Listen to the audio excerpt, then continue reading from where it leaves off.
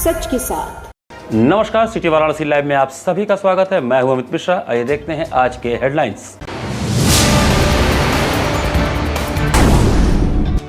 Vinayak plaza में संदिग्ध परिस्थितियों में मिला युवक का शव, शरीर पर थे ब्लेड के निशान और डायरी में लिखा मिला सॉरी। नगर आयुक्त ने की प्रेस वार्ता, कहा रहा सिस्टम से काशी की हवा में घुलेगी ठंडक। करसड़ा में कूड़े के ढेर पर उगेगा मियावाकी की जंगल। दाल मंडी चौड़ीकरण को लेकर प्रशासन ने अगले चरण की तैयारियां की तेज। और साईं बाबा मंदिर से निकली भव्य पालकी शोभा यात्रा, हजारों श्रद्धालु हुए शामिल। और अब समाचार विस्तार से। विनायक प्लाजा के दूसरी मंजिल पर एक अज्ञात व्यक्ति का शव मिलने से सनसनी फैल गई। सेगरा थाना क्षेत्र स्थित विनायक प्लाजा में उस समय सनसनी फैल गई जब दूसरी मंजिल पर एक अज्ञात व्यक्ति का शव बरामद हुआ। सूचना मिलते ही पुलिस मौके पर पहुंची और जांच में जुट गई। मृतक के पास से मिले आईडी कार्ड के आधार पर उसकी पहचान भरत खन्ना के रूप में होने की संभावना जताई जा रही है। आईडी कार्ड पर तमिल भाषा में जानकारी दर्ज होने के कारण आशंका है कि मृतक दक्षिण भारत के किसी राज्य का निवासी था। मौके पर पहुंची पुलिस ने शव को कब्जे में लेकर पोस्टमार्टम के लिए भेज दिया है। पुलिस को घटनास्थल से एक डायरी भी मिली है जिसमें सॉरी लिखा हुआ नोट बरामद हुआ है। शुरुआती जांच में इसे सुसाइड नोट माना जा रहा है। डायरी में कुछ मोबाइल नंबर भी लिखे मिले हैं जिनके जरिए पुलिस मृतक के परिजनों से संपर्क करने का प्रयास कर रही है। डीसीपी गौरव बंशवाल ने बताया कि मृतक के शरीर पर ब्लेड से कटने के कई निशान मिले हैं जिनमें कुछ पुराने घाव और खरोंचे भी शामिल हैं। पुलिस हर पहलू को ध्यान में रखते हुए मामले की गंभीरता से जांच कर रही है। पुलिस आसपास लगे सीसीटीवी कैमरों की फुटेज खंगाल रही है ताकि यह पता लगाया जा सके कि मृतक वहां कब और कैसे पहुंचा। प्रथम दृष्टया मामला आत्महत्या का प्रतीत हो रहा है, लेकिन पुलिस किसी भी संभावना से इनकार नहीं कर रही है। फिलहाल पोस्टमार्टम रिपोर्ट और परिजनों के आने का इंतजार किया जा रहा है, जिसके बाद मौत के असली कारणों का खुलासा हो सकेगा। और डेड बॉडी जो है इनकी अभी आईडी कार्ड वगैरह देखा गया है। भरत खन्ना नाम इनका सामने आया है और जो आईडी कार्ड है वो संभवतः साउथ किसी स्टेट से जारी हुआ है। उसमें पूरा तमिल लैंग्वेज में लिखा हुआ है। तो अभी इनके परिजनों से संपर्क किया जा रहा है और जो बॉडी है उसमें अलग अलग जगह पे काफ़ी कट्स हैं तो और पुराने कट्स भी हैं। तो संभवतः ऐसा प्रतीत हो रहा है कि ये सुसाइड हो सकता है व्यक्ति ने किया हो, लेकिन इसकी गहनता से जाँच की जा रही है क्योंकि बॉडी पर अलग अलग जगह निशान हैं और पुराने निशान भी हैं। तो हर एक पहलू से जांच की जाएगी। बाकी अभी सीसीटीवी जो यहाँ पे कैमरे लगे हैं उनका अवलोकन किया जाए। ग्लोबल वार्मिंग और प्रदूषण खिलाफ जंग में आधुनिक तकनीक का सहारा लेते हुए नगर निगम द्वारा भीषण गर्मी से बचने के लिए राहत सिस्टम और स्कूलों में कूल रूफ जैसी योजनाओं को धरातल पर उतारना शुरू कर दिया गया है। काशी अब ग्लोबल वार्मिंग और प्रदूषण खिलाफ जंग में आधुनिक तकनीक का सहारा लेगी। नगर निगम ने शहरवासियों को भीषण गर्मी से बचाने के लिए राहत सिस्टम और स्कूलों में कूल रूफ जैसी योजनाओं को धरातल पर उतारना शुरू कर दिया है। नगर निगम सभागार में शुक्रवार को आयोजित पत्रकार वार्ता में नगर आयुक्त हिमांशु नागपाल ने बताया कि शहर के प्रमुख स्थलों और चौराहों मैदागिन, गोदौलिया, लहुरा बीर, वरुणा पुल पर राहत सिस्टम मिस्ट गन लगाने का प्रस्ताव है। यह नवीन वायुमंडलीय प्रणाली विशेष द्रव्य को सूक्ष्म कणों में बदलकर वातावरण में फैलाती है, जिससे भीषण गर्मी में तापमान को 10 से 12 डिग्री सेल्सियस तक कम किया जा सकता है। गौशालाओं में इसे लगाने का काम शुरू भी हो चुका है। इसके साथ ही मैदागिन में पार्किंग की समस्या दूर करने के लिए 80 की भांति मैदागिन में भी मल्टी लेवल पार्किंग बनाने का निर्णय लिया गया है। इस क्रम में 100 वाहनों के लिए मल्टी लेवल पार्किंग के निर्माण की प्रक्रिया शुरू भी कर दी गई है। इस पार्किंग से मैदागिन पर लगने वाले जाम से बड़ी राहत मिलेगी। उन्होंने बताया कि करसड़ा में एक दशक से जमा 12.64 लाख मीट्रिक टन कूड़े को साफ कर वहां 25 एकड़ में जापानी तकनीक से सघन जंगल विकसित करने की योजना है। इसके अलावा कचहरी स्थित अंबेडकर चौराहा, लौराबीर, लंका, मैदागिन, तेलियाबाग सहित शहर के 15 चौराहे व तिराहे के सुंदरीकरण की योजना बनाई गई है। वहीं चरणबद्ध तरीके से शहर के सभी 276 पार्कों का भी कायाकल्प कराने का प्रस्ताव है। तो बस स्टेशन से लेकर रेलवे स्टेशन तक मूवमेंट करते हैं, उनको पार्किंग स्पेसेस को, ऑटो स्टैंड्स को इस तरीके से पूरा प्लान किया गया है कि उस पूरे क्षेत्र के जाम की समस्या कम हो। पिछली बार जो कुछ नगर निगम ने ये प्रोजेक्ट हुआ था उससे सीखते हुए इस पूरे क्षेत्र को बिल्कुल कंजेशन फ्री बनाया जाए, इस तरीके से इस परियोजना को आगे लेके जाया जा रहा है। पूरा जीआई टैग थीम पर इस प्रोजेक्ट को लिया जा रहा है। दुकानें तो इस बार नहीं रहे, दुकानें जैसे पिछली बार थी वैसे नहीं। डॉर्मेट्रीज इसमें ली जा रही है ताकि यात्रियों को सुविधाएं रहें। 3 डॉर्मेट्रीज, उसमें कोई इशू नहीं है क्योंकि स्टेबिलिटी सिक्योरिटी के साथ उसका कोई इशू नहीं। कब तक बन जाएगा सर? कब तक? साल सही तैयारी चल रही है?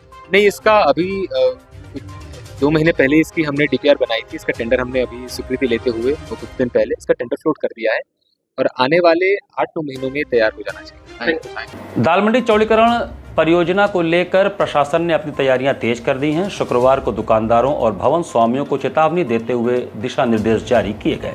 शहर के चर्चित दाल मंडी चौड़ीकरण को लेकर प्रशासन ने अपनी तैयारियां तेज कर दी हैं। शुक्रवार को एसडीएम, तहसीलदार और नगर निगम की टीम ने क्षेत्र का स्थलीय निरीक्षण किया तथा दुकानदारों एवं भवन स्वामियों को चेतावनी देते हुए आवश्यक दिशा निर्देश जारी किए। प्रशासन ने स्पष्ट किया है कि शनिवार से क्षेत्र में सघन कार्रवाई अभियान चलाया जाएगा। मिली जानकारी के अनुसार दाल मंडी क्षेत्र में लंबे समय से चौड़ीकरण की योजना प्रस्तावित थी, जिसे अब अमली जामा पहनाने की तैयारी की जा रही है। निरीक्षण के दौरान अधिकारियों ने अवैध निर्माण, अतिक्रमण तथा सुरक्षा मानकों की स्थिति का जायजा लिया। प्रशासन ने बताया कि क्षेत्र के लगभग 25 भवनों को चिन्हित किया गया है, जहां सुरक्षा व्यवस्था को ध्यान में रखते हुए कार्रवाई की जाएगी। अधिकारियों का कहना है कि अतिक्रमण के कारण क्षेत्र में आए दिन जाम और सुरक्षा संबंधित समस्याएं उत्पन्न होती हैं। इसी को देखते हुए अभियान चलाकर सड़क और गलियों को व्यवस्थित किया जाएगा। प्रशासन ने भवन स्वामियों एवं दुकानदारों से स्वयं अतिक्रमण हटाने की अपील की है, अन्यथा नियमानुसार कार्रवाई की जाएगी। सिर गोवर्धन वार्ड नंबर 23 में सीवर और सड़कों पर गड्ढों की समस्या को लेकर स्थानीय नागरिकों में भारी नाराजगी दिख रहा है। सिर गोवर्धनपुर वार्ड नंबर 23 में सीवर कार्य को लेकर स्थानीय लोगों में भारी नाराजगी देखने को मिल रही है। क्षेत्रवासियों का आरोप है कि जनवरी माह में सीवर लाइन डालने के नाम पर जगह जगह गड्ढे खोद दिए गए थे, लेकिन कार्य अधूरा छोड़ दिया गया। कई स्थानों पर प्लास्टिक की पाइप सड़क और गलियों के ऊपर ही छोड़ दी गई है, जिससे लोगों को आवागमन में भारी परेशानियों का सामना करना पड़ रहा है। स्थानीय निवासी अमन यादव ने आरोप लगाते हुए कहा कि पार्षद, विभाग और ठेकेदार की मिलीभगत से क्षेत्र में लापरवाहीपूर्ण कार्य कराया जा रहा है। उन्होंने कहा कि गांव की कई गलियां खुदी पड़ी और बरसात से पहले हालात और खराब होने की आशंका है। अमन ने आगे बताया कि क्षेत्र के कई घरों में शादियां भी तय हैं। ऐसे में टूटी सड़कें और खुले गड्ढों के कारण लोगों को भारी दिक्कतों का सामना करना पड़ रहा है। बारात और अन्य कार्यक्रमों के आयोजन को लेकर परिवार चिंतित हैं। क्षेत्रवासियों ने मांग किया है कि संबंधित विभाग तत्काल अधूरे पड़े सीवर कार्य को पूरा कराए और खोदे गए गड्ढों को भरवाकर लोगों को राहत दिलाए। यहाँ पे जो है कि पूरे वार्ड में गलियां जो है खोद के छोड़ दिया गया है। ये देखिए वार्ड नंबर 23 है और यहाँ पे आधा अधूरा काम जनवरी महीने का गलियां खोदा गया है और उसके बाद मलबा भी सब आगे हटाया नहीं है। देखिए आज गलियों में किसी घर शादी पड़ा है, लगन का समय है, कहीं तिलक है, कहीं कुछ है। यहाँ की जनता अपने हाथों से मिट्टी जो है कि जो मलबा पड़ा था उसको ढक रही है, बना रही है। और यहाँ पे खाली काम इसलिए रोका गया है कि 26 केसों में बीते 27 विधानसभा चुनाव आए, उसके बाद हम काम कराएंगे तो जनता देखेगी। अब ये अगर कमवा हो जाएगा तो जनता भूल तो जाएगी नहीं, वो तो रहेगा नहीं। हाँ, बीजेपी के सरकार में, बीजेपी के शासन में बना है, लेकिन यह सब राष्ट्रीय पूर्वांचल एकता पार्टी की महिला मोर्चा प्रदेश अध्यक्ष तारा यादव के नेतृत्व में वार्ड नंबर 74 बागहाड़ा के नागरिकों की समस्याओं के निराकरण के लिए आम सभा का आयोजन किया गया। राष्ट्रीय पूर्वांचल एकता पार्टी के तत्वावधान में प्रदेश अध्यक्ष महिला मोर्चा तारा यादव के नेतृत्व में उनके प्रतिनिधिमंडल द्वारा वार्ड नंबर 74 बागहाड़ा के प्रत्येक मोहल्ले में घर घर जाकर उनकी समस्याओं का निराकरण हेतु एक आम सभा का आयोजन शुक्रवार को होटल सोनारपुरा में किया गया। इस दौरान विशेष चर्चाएं की गईं। राष्ट्रीय अध्यक्ष रघुनाथ उपाध्याय, प्रदेश अध्यक्ष महिला मोर्चा उत्तर प्रदेश तारा यादव द्वारा उठाए गए इस तरह के काम पर प्रसन्नता व्यक्त करते हुए उनको बहुत बहुत धन्यवाद और हार्दिक शुभकामनाओं के साथ सराहना की गई। सभी पदाधिकारियों को संदेश भी दिए गए कि आप लोगों को भी ऐसे कार्य करने की जरूरत है। उन्होंने कहा कि समस्याओं के निराकरण के साथ साथ समाज में व्याप्त बुराइयों को भी समाप्त करने की आवश्यकता है। संगठन को मजबूत करते हुए समाज को भी सही दिशा निर्देश द्वारा मजबूत बनाना होगा, क्योंकि संगठित और मजबूत समाज ही देश हित और जनहित में कार्य कर सकता है। राष्ट्रीय संरक्षक गंगा साहेब पांडे ने कहा कि सामाजिक कड़ी मजबूत करने से ही देश मजबूत होगा। संगठन के द्वारा गठन से कठिन कार्यों को आसान किया जा सकता है। उन्होंने भी प्रदेश अध्यक्ष महिला मोर्चा तारा यादव द्वारा उठाए गए कार्यों की सराहना करते हुए उनके उज्जवल राजनीति के भविष्य पर चर्चाएं की। इस कार्यक्रम में अशोक धवन, ब्रिजेश मोहन, सरोज देवी, उदय शंकर गुप्ता, रमेश तिवारी, गंगा शरण ओझा, सोनू ओझा, विजय सिंह, संकट प्रजापति, मुख्य अतिथि राष्ट्रीय अध्यक्ष रघुनाथ उपाध्याय, मंच संचालन प्रदेश अध्यक्ष तारा यादव, कार्यक्रम की अध्यक्षता प्रदेश अध्यक्ष उत्तर प्रदेश जितेंद्र कुमार और धन्यवाद ज्ञापन प्रदेश महासचिव प्रमीला शर्मा ने किया। यहाँ पर वक्त तो चला छोटे से ब्रेक का, बने रहिए सिटी वाराणसी लाइव के साथ। वाराणसी लाइव, सच के साथ।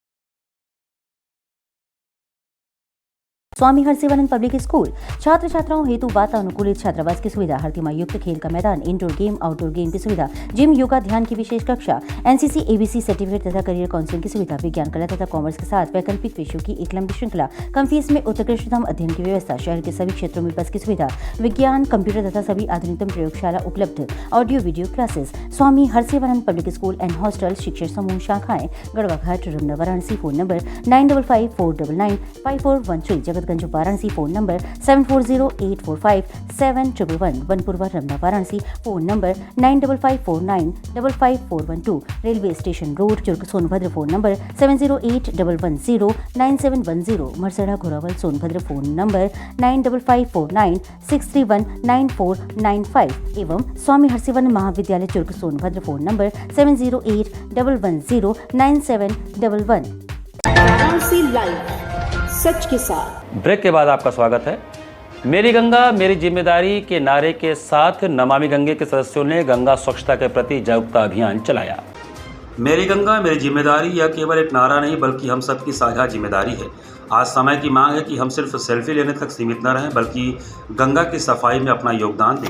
आइए मिलकर कचरा उठाएं, लोगों को जागरूक करें और इस पवित्र नदी को फिर से स्वच्छ और निर्मल बनाने का संकल्प लें। याद रखें, बदलाव तस्वीरों से नहीं बल्कि हमारे सच्चे प्रयासों और कर्मों से आता है। गंगा स्वच्छता के प्रति जागरूकता दर्शाता यह संदेश देकर नमामि गंगे काशी क्षेत्र के संयोजक राजेश शुक्ला ने कहा कि वैसे भी गंगा केवल एक नदी नहीं है, गंगा हमारे वेदों में है, गंगा इतिहास में, गंगा साहित्य में, गंगा हमारे फिल्मों में, गंगा क्रियाविधि में, भारतीय जनमानस के जीवन में सर्वत्र गंगा व्याप्त है। भारत के प्रत्येक नागरिक को स्वच्छ और निर्मल गंगा तथा पर्यावरण संरक्षण में अहम योगदान देना होगा। स्वच्छता के दौरान राजेश शुक्ला, मार्ग संयोजक बीना गुप्ता एवं श्रद्धालु मौजूद रहे। संत रघुवर नगर स्थित श्री साईं बाबा मंदिर से श्रद्धा, भक्ति और उत्साह के बीच भव्य पालकी शोभा यात्रा निकाली गई। सिगरा स्थित संत रघुवर नगर के साईं बाबा मंदिर से शुक्रवार को श्रद्धा, भक्ति और उत्साह के बीच भव्य पालकी शोभा यात्रा निकाली गई। शोभा यात्रा में बड़ी संख्या में श्रद्धालुओं ने भाग लेकर साईं बाबा के जयकारों से पूरे क्षेत्र को भक्तिमय बना दिया। ढोल नगाड़ों, भजन कीर्तन और आकर्षक झांकियों के साथ निकली इस यात्रा ने लोगों का ध्यान आकर्षित किया। इस अवसर पर आयोजन से जुड़े अभिषेक कुमार श्रीवास्तव ने बताया कि यह पालकी शोभा यात्रा पिछले लगभग 16 वर्षों से निरंतर निकाली जा रही है और हर वर्ष श्रद्धालुओं की संख्या में लगातार वृद्धि हो रही है। उन्होंने बताया कि शोभा यात्रा संत रघुवर नगर स्थित साईं बाबा मंदिर से प्रारंभ होकर सिगरा चौराहा, रथ यात्रा चौराहा एवं मामूरगंज होते हुए पुनः मंदिर परिसर में समाप्त हुआ।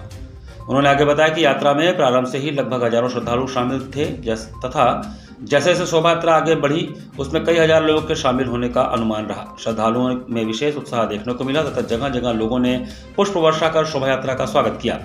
इसी कड़ी में मंदिर के सेवक किशन लाल गुप्ता ने बताया कि शुक्रवार प्रातः 7 बजे पालकी शोभा यात्रा निकाली गई। इसके पश्चात मंदिर परिसर में विशाल भंडारे का आयोजन भी किया गया जो सुबह 9 बजे से रात के 10 बजे तक चलता रहा। उन्होंने बताया कि श्रद्धालुओं के लिए प्रसाद एवं भोजन की विशेष व्यवस्था की गई थी जिसमें बड़ी संख्या में भक्तों के पहुंचने की संभावना थी। शोभा यात्रा के दौरान सुरक्षा व्यवस्था को लेकर भी विशेष इंतजाम किए गए थे। पूरे मार्ग में भक्तों के लिए जलपान एवं प्रसाद वितरण की व्यवस्था की गई थी। आयोजन समिति के सदस्यों ने सभी श्रद्धालुओं से शांतिपूर्ण एवं श्रद्धापूर्वक यात्रा में सहभागी बनने की अपील की। लगभग 16 साल हो गए हैं इस शोभा यात्रा को निकले हुए और ये इतनी भव्य शोभा यात्रा होती है। ऐसा शोभा यात्रा काशी में नहीं होता है, इसकी कोई संख्या नहीं है, अनगिनत पूरे रास्ते भरे रहते हैं, भोज की व्यवस्था रहती है, सब सिक्योरिटी मिलता रहता है, हम लोग आराम से करते हैं। ये सिगरा चौराहे से रथ यात्रा महमूरगंज होते हुए वापस आएगी। चल तो हम लोग कुछ लोग रहे हैं, रास्ते में रेला होगा, रास्ते भर लोग रहेंगे, मिलते रहेंगे और जुड़ते रहेंगे। वापस फिर यहीं आएगी मंदिर पे। सिगरा चौराहा रथ यात्रा महमूरगंज होते हुए पुनः वापस मंदिर पे आएगी, फिर महाआरती होगी, उसके बाद भंडारे का आयोजन शुरू हो जाएगा जो रात्रिकालीन 12 बजे तक चलेगा।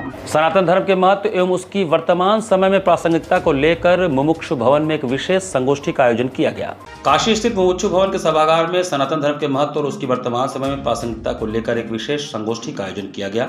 इस आध्यात्मिक कार्यक्रम में प्रख्यात संत प्रेमानंद जी महाराज के शिष्यों में स्थानीय संत महात्माओं ने सहभागिता कर धर्म, संस्कृति और भारतीय परंपराओं पर अपने विचार व्यक्त किए। कार्यक्रम में बड़ी संख्या में श्रद्धालु, धर्म प्रेमी और युवा उपस्थित रहे। संगोष्ठी का शुभारंभ वैदिक मंत्रोच्चार और दीप प्रज्वलन के साथ हुआ। सभागार में भक्तिमय वातावरण बना रहा तथा उपस्थित श्रद्धालुओं ने संतों के प्रवचनों को श्रद्धा और ध्यानपूर्वक सुना। कार्यक्रम के दौरान वक्ताओं ने कहा कि सनातन धर्म केवल एक धर्म नहीं बल्कि जीवन जीने की पवित्र पद्धति है जो मानवता, करुणा, सत्य और सेवा का संदेश देती है। वक्ताओं ने अपने संबोधन में कहा कि वर्तमान समय में युवा पीढ़ी को अपनी संस्कृति और आध्यात्मिक मूल्यों से जोड़ना अत्यंत आवश्यक है। आधुनिकता के दौर में लोग अपनी परंपराओं और संस्कारों से दूर होते जा रहे हैं, जिससे समाज में नैतिक मूल्यों का ह्रास हो रहा है।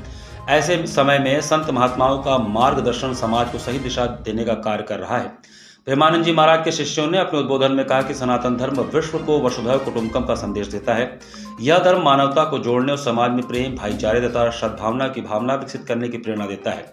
उन्होंने कहा कि भारतीय संस्कृति की जड़ें सनातन परंपराओं में निहित हैं और इन्हीं मूल्यों के कारण भारत को विश्व गुरु कहा जाता है। संतों ने भी कहा कि धर्म का वास्तविक अर्थ केवल पूजा पाठ तक सीमित नहीं है, बल्कि अपने कर्तव्यों का पालन करना, दूसरों की सहायता करना और समाज में सकारात्मक ऊर्जा फैलाना भी धर्म का ही स्वरूप है।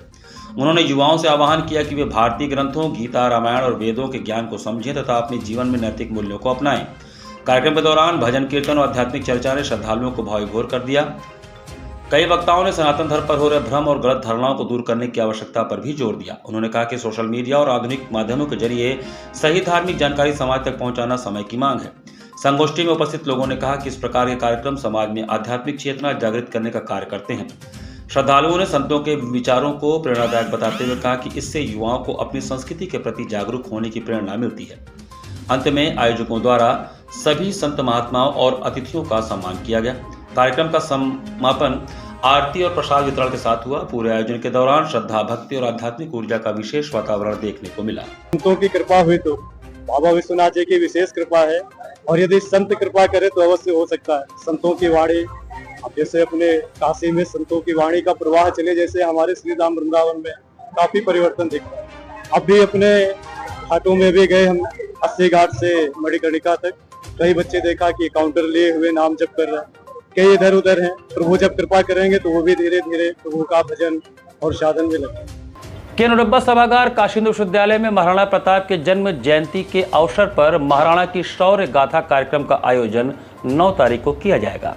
काशी हिंदू विश्वविद्यालय के केनुरब्बा सभागार में 9 मई को महाराणा प्रताप जी की जन्म जयंती के अवसर पर महाराणा की शौर्य गाथा कार्यक्रम का आयोजन छात्र नेता विवेक सिंह, अभिषेक एवं अन्य छात्रों द्वारा किया जा रहा है। कार्यक्रम के संदर्भ में मधुबन पार्क में आयोजित प्रेस कॉन्फ्रेंस में विवेक सिंह, अभिषेक ने बताया कि कार्यक्रम की शुरुआत 9 मई को शाम 3 बजे से होगी।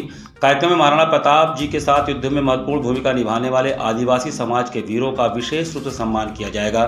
साथ ही भव्य झांकी भी निकाली जाएगी। उन्होंने कहा कि यह आयोजन युवाओं को महाराणा प्रताप जी के शौर्य, स्वाभिमान एवं राष्ट्रभक्ति से प्रेरणा देने के उद्देश्य से आयोजित किया जा रहा है। कार्यक्रम में मुख्य अतिथि के रूप में विनीत सिंह उपस्थित रहेंगे। वहीं मुख्य वक्ता के रूप में चेतन आनंद कार्यक्रम को संबोधित करेंगे।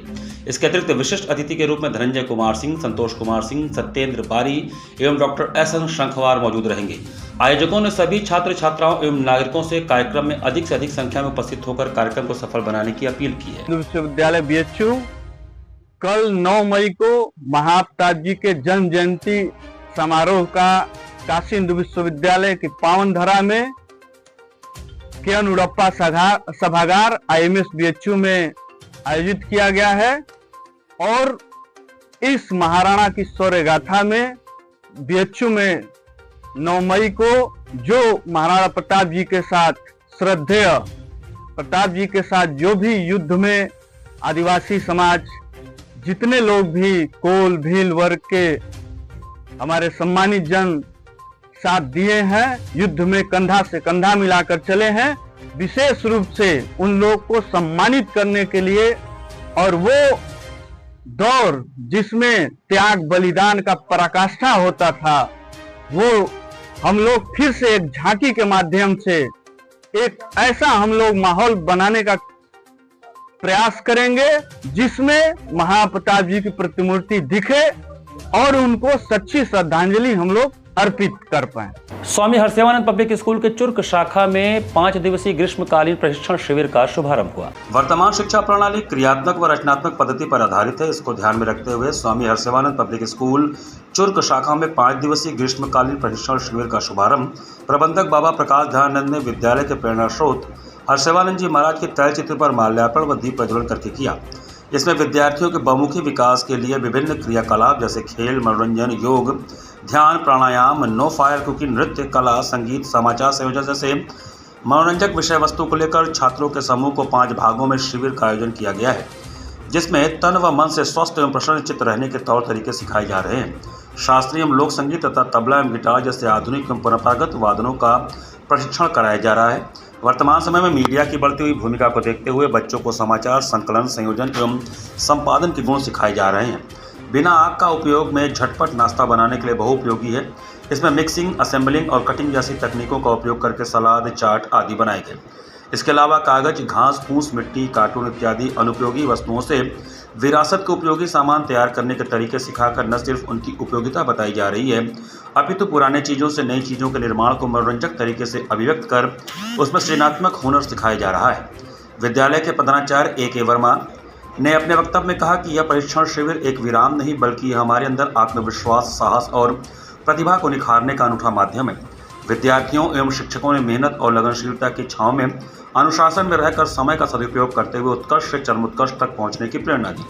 ग्रीष्मकालीन प्रशिक्षण शिविर के शुभारंभ अवसर पर सुधांशु मोदनवाल, आंचल, सुप्रिया मौर्य, अंकुश गुप्ता, निर्मला यादव, चंचला मिश्रा, आलोक तिवारी, अंकित शुक्ला, शशि राणा, शिव प्रसाद, अंजना पांडे आदि शिक्षक मौजूद रहे तथा कार्यक्रम का संचालन फरहीन सिद्दीकी ने किया। घाट संध्या कार्यक्रम में दिल्ली से पधारे युवा कलाकार शरण्या बिष्ट का मनोहारी कथक नृत्य हुआ। जिला प्रशासन की अभिनव पहल पर शुक्रवार को सुबह बनास के अंतर्गत घाट संध्या कार्यक्रम में दिल्ली से पधारे युवा कलाकार शरण्या बिष्ट ने उत्तर भारत के प्रसिद्ध कथक नृत्य का शुभारंभ भगवान शिव को समर्पित एक वंदना ओम सृष्टि का ब्रह्मांड नृत्य, तत्पश्चात कर्ण दर्शन जिसमें नृत्य के माध्यम से हाथों और पैरों के समन्वय से उत्पन्न प्रस्तुति, सरगम एवं समापन कृष्ण ठुमरी जिसमें भगवान श्री कृष्ण के भोलेपन और भक्ति से मंत्रमुग्ध होकर माता यशोदा सारा माखन उन्हें स्वयं देती हैं, इस पर नृत्य किया।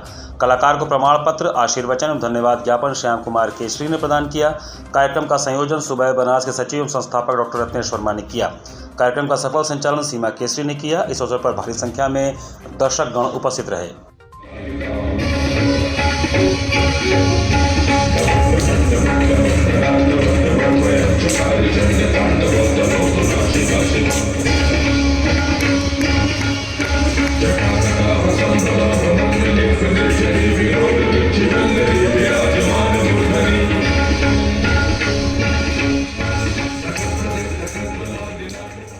इसी के साथ सिटी वाराणसी लाइव का ये संस्करण हम यही समाप्त करते हैं। मुझे दीजिए आज्ञा।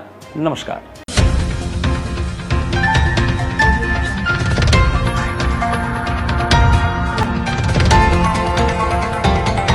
वाराणसी लाइव, सच के साथ।